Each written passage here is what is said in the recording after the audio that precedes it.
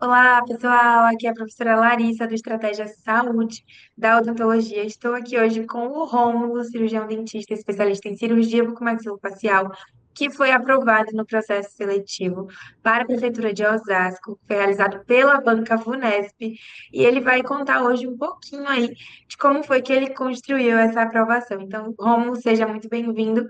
Pode se apresentar aí para o pessoal. Obrigado. Como a professora já falou, me chamo Rômulo, sou de Santa Catarina, mas resido em São Paulo há 7 anos aproximadamente, quando eu vim, na verdade, para fazer residência no Hospital Universitário da USP. Ao longo desses anos, desenvolvo consultórios na cidade de São Paulo, né, em algumas cidades próximas também. E o desejo em relação aos concursos começou justamente com um desejo de entrar para o Exército, para a SFSEX, né? Sempre foi o principal objetivo, ainda é, na verdade. E foi a partir disso que eu comecei a estudar para os concursos. Ao longo desse período já fiz algumas provas, acho que a primeira que eu fiz foi PM Minas, até classifiquei, mas como era para clínico geral, acabei não dando continuidade, também a região era uma região distante que não me interessava tanto, fiz Mogi, e aí as provas, na verdade, da VUNESP, que é a banca da SFSEX, todas que são próximas de mim, eu tento fazer para ter a experiência da prova, porque acho que, pelo que eu analiso, na verdade, é um dos pontos mais fracos meus, é a questão da concentração de prova, e eventualmente perdia muita questão por leitura. Então, questão que eu sabia, questão que não dava a perder, né? Porque você sabe, estudou, chega lá na hora por um cansaço, falta de concentração, você acabava perdendo. Então, tentei fazer todas as provas. Então, a primeira que eu fiz da VUNESP foi Mogi, ainda em 2024. Fiquei, acho que, se não me engano, em 31, por aí, ou 32, alguma coisa nesse sentido. Na sequência já veio a prova da SFSEX, não fui tão bem quanto eu gostaria, tive ainda alguns erros em questões novamente fáceis ali, mas tirei uma nota razoavelmente boa, fiquei empatado ali em segundo lugar com mais dois colocados, era uma vaga apenas. Na sequência tinha a prova de Osasco, que era se eu não me engano, uma semana depois da prova da SFSEX, essa eu praticamente fui assim com a cabeça inchada, errei muita questão que eu sabia na hora de passar o gabarito, mas ainda assim consegui uma boa colocação ali, acho que, se não me engano, fiquei em 19, eram 10 vagas, é possível que inclusive ainda seja chamado, e fui fazendo, fiz sertãozinho, e nesse ano de 2025, que eu me sinto um pouco mais bem preparado, fiz duas provas da VUNESP, uma sertãozinho, que eu fiquei em segundo, para clínico geral também, não tinha vaga para buco. E essa do processo seletivo de Osasco, que era para buco a prova, e fiquei em primeiro. Pois é, então. Vasta experiência em banca Vunesp. Quem me acompanhou aí durante a minha preparação sabe o que eu falo sempre, né, da importância da gente conhecer a banca, porque eu costumava falar que quando eu lia a questão da Vunesp, eu já sabia, até hoje, na verdade, eu já sei de que livro ela tirou. Raras questões a gente não sabe de que livro, né? É, tem uma questão até que caiu na minha prova de taxa de filtração glomerular, quando eu passei. E aí eu sabia, não sabia aquela questão, né? Claro, era uma coisa assim totalmente aleatória. Mas eu conhecia o perfil da banca. Eu falei, eu tenho certeza que a Vunesp vai achar que ninguém vai marcar o menor número e vai ser o menor número. E era o gabarito da questão. Então é porque a gente precisa realmente conhecer a banca. E aí construir isso é muito importante. E aí, Romulo, a gente quer saber também como é que você conheceu a estratégia, né? De que forma, o que te levou a estudar conosco? Sim. Inicialmente eu comecei, acho que quase como todo mundo, tentando estudar sozinho, né, vendo questões, enfim, lendo os livros propriamente. Só que demandava muito tempo fazer os resumos, enfim, fazer os flashcards, óbvio, alguns eu fazia, mas para fazer de toda a matéria, eu percebi que talvez não fosse nem dar tempo de eu fechar o edital da SpaceX lá eu tinha, se não me engano, 6, 8 meses, né? Então eu pensei, eu vendo nas redes sociais, eu achei a estratégia, vi que tinham vários resumos, várias aulas que poderiam me ajudar, me apoiar nisso, né? Então seria tudo mais mastigado, óbvio, não vai excluir o fato de você ter que ler o livro, mas é mais uma escrita para você ler, né? Ou seja, você já leu o livro, leu essa escrita que outra pessoa resumiu, e aí você ainda vai resumir. Então, são três pensamentos diferentes ali para você conseguir trabalhar aquele conhecimento e memorizar aquele conhecimento propriamente, né? E qual parte, assim, do material da estratégia você acha que é, assim, digamos, a melhor parte, né? O que você mais costuma usar? Eu uso muito os PDFs, né? É o que eu mais uso. As aulas eu uso muito, até tinha comentado com a professora, em momentos que eu não consigo parar para ler, então, sei lá, tô na academia, às vezes está rolando uma aula no meu fone, tô lavando louça, lavando roupa, tá rolando uma aula no meu fone. Então, as aulas, como acaba demandando muito tempo para você ver uma aula, né? Às vezes o PDF é mais rápido. Eu uso mais o PDF no dia a dia, né? Para ler e resumir e até fazer os flashcards. E a aula eu uso mais em momentos esporádicos ali, esporádicos não, no dia a dia, mas em momentos que eu estou fazendo alguma outra coisa para memorizar aquilo que já está no PDF. E você disse, né, que trabalha, né, faz consultório também. Então, como é que você consegue organizar essa rotina? Porque, para a maioria, a maior dificuldade é a organização de um plano de estudos que consiga ser cumprido, para conseguir ali bater pelo menos a maioria, a maior parte do edital. Então, conta um pouquinho para a gente como é que você tem se organizado. É correria, né? No último ano, além do trabalho, eu estava finalizando meu mestrado, finalizei agora no começo do ano, e é isso, tem que ter tudo muito bem planejado, né? Eu normalmente eu faço planilha, né? Então, divido mais ou menos as matérias ali, o tempo de estudo por matérias. Óbvio, tem dia que, sei lá, você faz uma. No meu caso, por exemplo, eu vou para uma cirurgia, tem uma complicação, a cirurgia que deveria durar 3 horas acaba durando 6.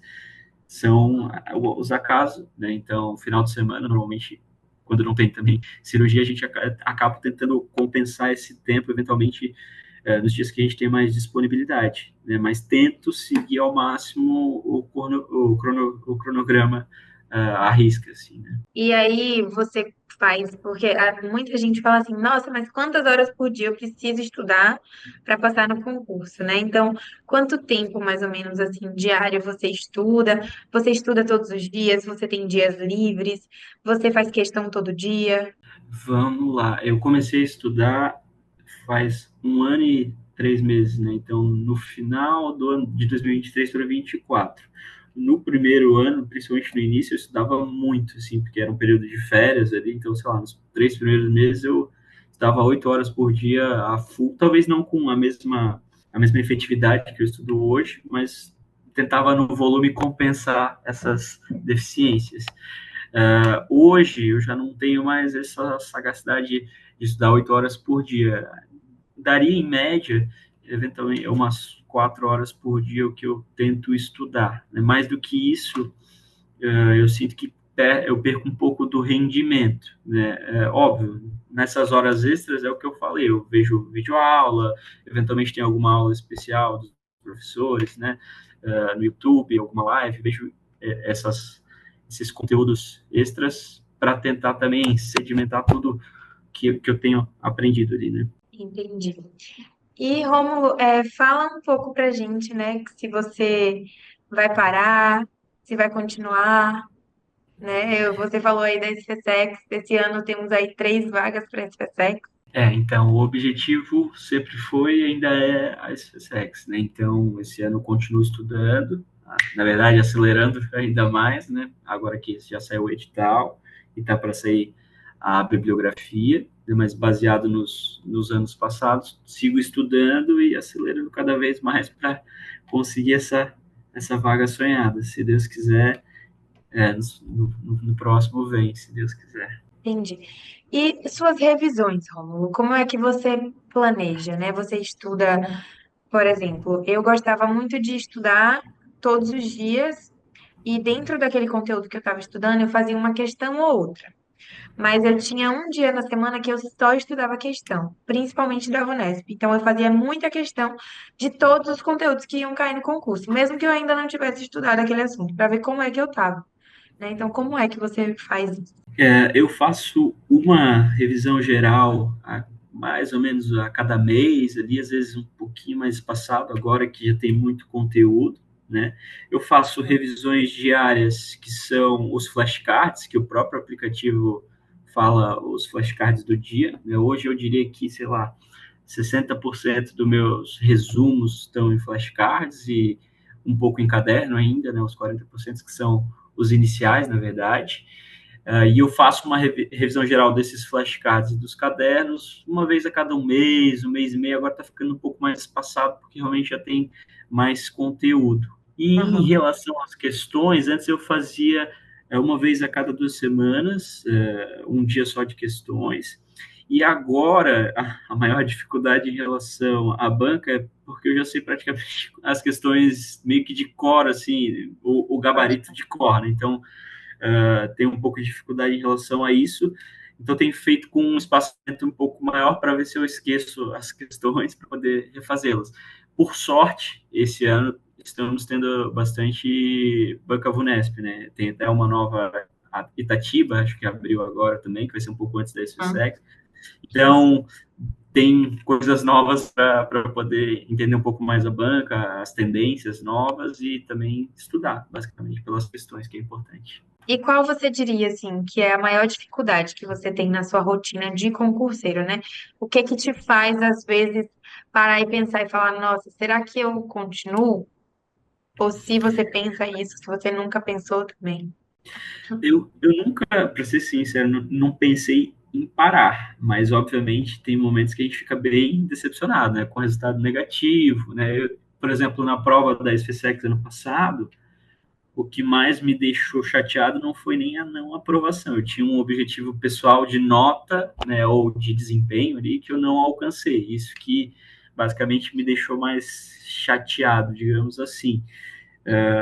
Mas é isso, sempre tem uma próxima prova, né? Então você tem ali seus minutos, horas para chorar suas pitangas e voltar a estudar, não tem muito o que parar, né? E desde do começo, quando eu comecei a estudar, eu sabia que, por exemplo, o primeiro ano seria mais para realmente começar a ter uma base, porque eu fazia anos que eu não parava para estudar, principalmente para concursos, então para ter uma base de conhecimentos e que a partir do segundo ano que eu ia ter realmente algumas chances mais reais, digamos assim, né?